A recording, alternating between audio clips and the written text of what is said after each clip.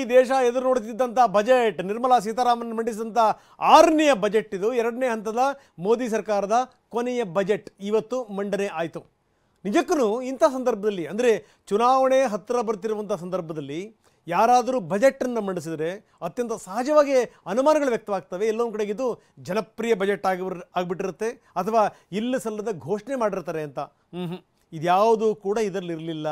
ಅನಗತ್ಯವಾಗಿ ಏನೇನೋ ಹೇಳೋದು, ಮೂಗಿಗೆ ತುಪ್ಪ ಸವರುವಂಥ ಯಾವ ಪ್ರಯತ್ನಗಳನ್ನು ಕೂಡ ಮಾಡಿಲ್ಲ.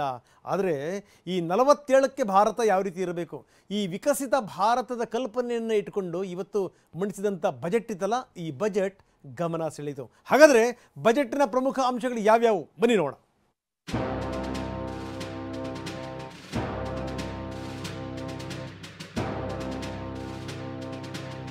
As our Prime Minister firmly believes, we need to focus on 4 major castes: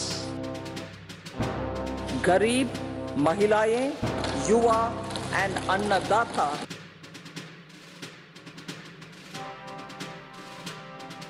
Will present a detailed roadmap for our pursuit of Vikasit Bharat.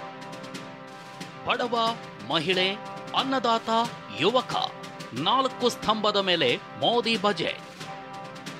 ಚಿಕ್ಕ ಬಜೆಟ್, ದೊಡ್ಡ ಟಾರ್ಗೆಟ್, ಲೋಕ ಚುನಾವಣೆಗೆ ರೋಡ್ ಮ್ಯಾಪ್. ಭರ್ಜರಿ ಕೊಡುಗೆ ಇಲ್ಲ, ಹೊರೆಯೂ ಇಲ್ಲ. Modi balance budget. विकसित भारत की नींव को मजबूत करने की गारंटी. ಹೌದು, ಕೇಂದ್ರ ವಿತ್ತ ಸಚಿವೆ ನಿರ್ಮಲಾ ಸೀತಾರಾಮನ್ ಇಂದು ಮೋದಿ 2.0 ಸರ್ಕಾರದ ಕೊನೆಯ ಮತ್ತು ಮಧ್ಯಂತರ ಬಜೆಟ್ ಮಂಡಿಸಿದ್ದಾರೆ. ಬಡವ, ರೈತ, ಮಹಿಳೆ, ಯುವಕರ ಅಭಿವೃದ್ಧಿಗೆ ಒತ್ತು ಕೊಡ್ತೀವಿ ಅಂತ ಹೇಳ್ತಾ ವಿಕಸಿತ ಭಾರತದ ಮಂತ್ರವನ್ನ ಜಪಿಸಿದ್ದಾರೆ. ಲೋಕಸಭೆ ಚುನಾವಣೆ ಹತ್ತಿರದಲ್ಲೇ ಇರೋದ್ರಿಂದ ಬಜೆಟ್ ಜನರ ಮನಸ್ಸಿನ ಮೇಲೆ ಎಷ್ಟು ಪರಿಣಾಮ ಬೀರುತ್ತೆ ಅನ್ನೋದನ್ನ ಅರಿತುಕೊಂಡೇ ಬಜೆಟ್ ಮಂಡಿಸಿದ್ದಾರೆ.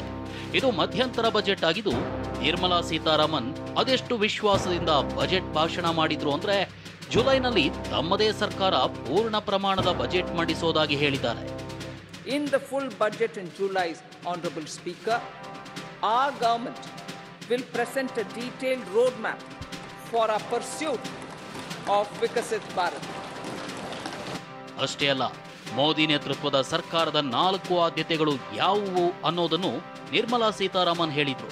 ಅದುವೇ ಬಡವರು, ಮಹಿಳೆಯರು, ಯುವಕರು, ಅನ್ನದಾತರು. Garib, Mahilaye, Yuva and Annadata.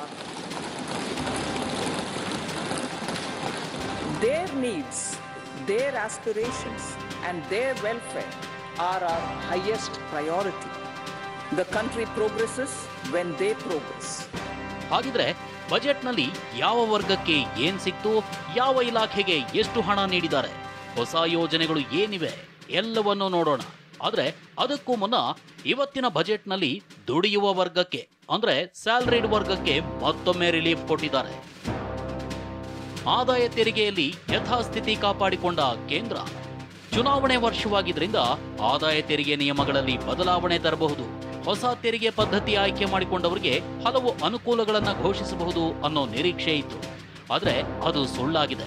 ಯಾಕಂದ್ರೆ ಆದಾಯ ತೆರಿಗೆ ನಿಯಮಗಳು ಮತ್ತು ಟ್ಯಾಕ್ಸ್ ಸ್ಲ್ಯಾಬ್ಗಳಲ್ಲಿ ಯಾವುದೇ ಬದಲಾವಣೆ ಮಾಡದೆ ಯಥಾಸ್ಥಿತಿ ಅಂದ್ರೆ 2 ರೀತಿಯಲ್ಲಿದ್ದ ಟ್ಯಾಕ್ಸ್ ಸ್ಲ್ಯಾಬ್ಗಳನ್ನ ಹಾಗೇ ಉಳಿಸಿಕೊಂಡಿದ್ದಾರೆ.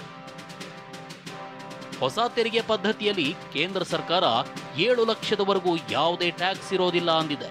ಆದರೆ 7 ಲಕ್ಷದ ನಂತರ ಪಡೆಯುವ ವೇತನಕ್ಕೆ ತೆರಿಗೆ ಕಟ್ಟಬೇಕಾಗುತ್ತೆ. ಉಳಿದಂತೆ 9 ರಿಂದ 12 ಲಕ್ಷಕ್ಕೆ 15%, 12 ರಿಂದ 15 ಲಕ್ಷಕ್ಕೆ 20% ತೆರಿಗೆ, 15 ಲಕ್ಷದಿಂದ ಮೇಲ್ಪಟ್ಟು 30% ತೆರಿಗೆ ಪಾವತಿಸಬೇಕಾಗುತ್ತೆ. ಇನ್ನೊಂದು ರೀತಿಯ ಆದಾಯ ತೆರಿಗೆಯಲ್ಲಿ ಹಳೆ ತೆರಿಗೆ ಪದ್ಧತಿಯೂ ಇದೆ. ಇದನ್ನು ಯಥಾವತ್ತಾಗಿ ಮುಂದುವರಿಸಲಾಗಿದೆ. ಹಳೆಯ ಆದಾಯ ತೆರಿಗೆ ಪದ್ಧತಿಯನ್ನ ಯಥಾಸ್ಥಿತಿ ಕಾಯ್ದುಕೊಳ್ಳಲಾಗಿದೆ. ಇದರ ಪ್ರಕಾರ 2.5 ಲಕ್ಷಕ್ಕಿಂತ ಕಡಿಮೆ ಆದಾಯ ಹೊಂದಿರುವವರಿಗೆ ಶೂನ್ಯ ತೆರಿಗೆ ಇದೆ. 2.5 ಲಕ್ಷದಿಂದ 5 ಲಕ್ಷದವರೆಗೆ 5% ತೆರಿಗೆ, 5 ಲಕ್ಷ ರೂಪಾಯಿಯಿಂದ 10 ಲಕ್ಷದವರೆಗಿನ ಆದಾಯಕ್ಕೆ 20% ತೆರಿಗೆ ಇದೆ. 10 ಲಕ್ಷ ರೂಪಾಯಿ ಮೇಲ್ಪಟ್ಟ ಆದಾಯಕ್ಕೆ 30% ತೆರಿಗೆಯನ್ನ ವಿಧಿಸಲಾಗುತ್ತೆ. ಈ ಹಳೆಯ ಪದ್ಧತಿಯನ್ನ ಯಥಾವತ್ತಾಗಿ ಈ ವರ್ಷವೂ ಮುಂದುವರಿಸಲಾಗಿದೆ. As for tax proposals, in keeping with the convention, I do not propose to make any changes relating to taxation and propose to retain the same tax rates for direct and indirect taxes, including import duties. Budget ಮಂಡನೆ ಬೆನ್ನಲ್ಲೇ ಮಾತನಾಡಿರುವ ಪ್ರಧಾನಿ ಮೋದಿ, ಈ budget ಯುವ ಭಾರತದ ಯುವ ಆಕಾಂಕ್ಷೆಗಳನ್ನು ಪ್ರತಿಬಿಂಬಿಸುತ್ತೆ, 2047ರ ವಿಕಸಿತ ಭಾರತವನ್ನ ಪ್ರತಿನಿಧಿಸುತ್ತೆ ಅಂದಿದ್ದಾರೆ. इस बजट में 2047 के विकसित भारत की नींव को मजबूत करने की गारंटी मैं निर्मला जी और उनकी टीम को बहुत बहुत बधाई देता हूं. ಅಂದಹಾಗೆ ಪ್ರಧಾನಿ ಮೋದಿ ಸೇರಿದಂತೆ ಬಿಜೆಪಿ ನಾಯಕರು ಮತ್ತೆ ಅಧಿಕಾರಕ್ಕೆ ಬಂದು ಜುಲೈನಲ್ಲಿ ಪೂರ್ಣ ಪ್ರಮಾಣದ ಬಜೆಟ್ ಮಂಡಿಸೋ ವಿಶ್ವಾಸದಲ್ಲಿದ್ದಾರೆ. ಅಂದ್ರೆ ಈ ಬಜೆಟ್ನಲ್ಲಿ ಜಾಸ್ತಿ ಏನನ್ನೋ ಕೊಡದೆ ಮುಂದೆ ತಮ್ಮದೇ ಸರ್ಕಾರ ಬರುತ್ತೆ, ಆಗೆಲ್ಲ ಕೊಡ್ತೀವಿ ಅನ್ನೋ ರೀತಿ ಮಾಡಿದ್ದಾರಾ ಅನ್ನೋ ಪ್ರಶ್ನೆ ಮೂಡಿದೆ. ಆದ್ರೆ ಈ ಬಜೆಟ್ನಲ್ಲಿ ಏನೂ ಇಲ್ಲ ಅಂತ ವಿಪಕ್ಷಗಳು ಕಿಡಿಕಾರಿವೆ. ಅದರಲ್ಲೂ ಉತ್ತರ ಪ್ರದೇಶ ಮಾಜಿ ಸಿಎಂ ಅಖಿಲೇಶ್ ಯಾದವ್ ಇದು ಮೋದಿ ಸರ್ಕಾರದ ವಿದಾಯ ಬಜೆಟ್ ಅಂತ ಟ್ವೀಟ್ ಮಾಡಿದ್ದಾರೆ. Bureau report, TV9.